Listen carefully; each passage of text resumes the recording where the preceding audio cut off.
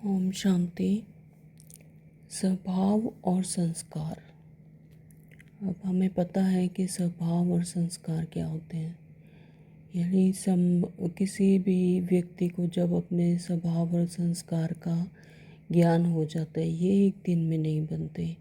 ये कोई भी क्रिया जब आप बार बार करते हो, बार बार रिपीट करते हो, तो वही फिर आपका स्वभाव बन जाता है और वही आपका संस्कार बन जाता है। तो अब ये बात समझ में आ जाती है कि अनेक जन्म लेते लेते उसके संस्कार पक्के हो गए और स्वभाव में शामिल हो गए हैं। यानी ये एक दिन की बात नहीं है, पता नहीं कितने जन्मों का लेखा जोखा होता है। तो वह इन कार्य जब वो इन पर कार्य करने लगता है, जिस प्रकार एक ही दिन में स्वभाव संस्कार नहीं बनते, उसी प्रकार एक ही दिन में इन्हें बदला भी नहीं जा सकता।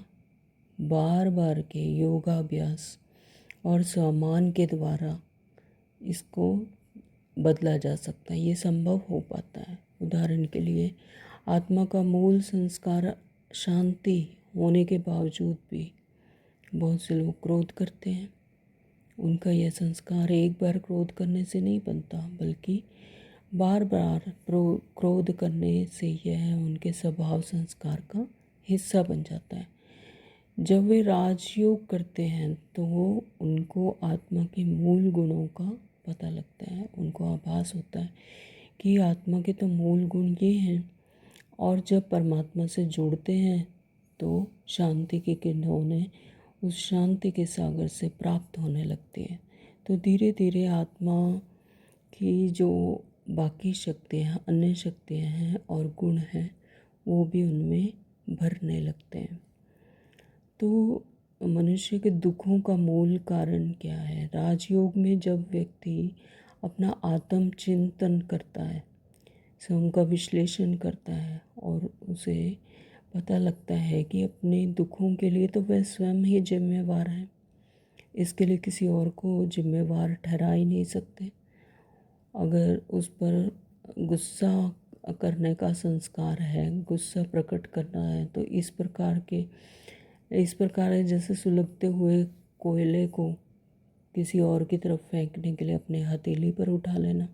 अर्थात गुस्सा करने वाला सबसे पहले तो अपना ही अहित कर लेता है, अपने आप को ही सुलगा लेता है।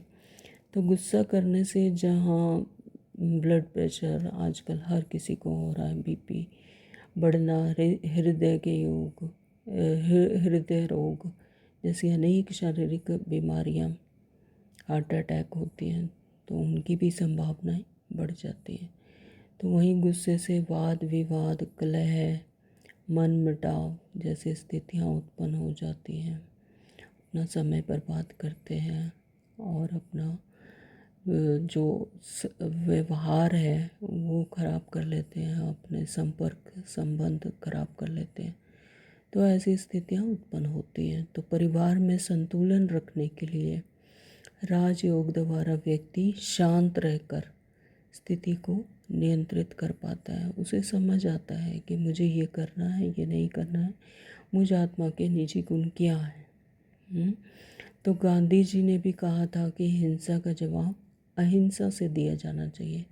तो वैसे ही क्रोध की बजाय शांति के द्वारा समाप्त किया जा सकता है।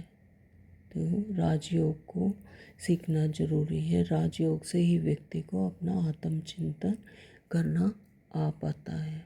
ओम शांति। Thank you Baba.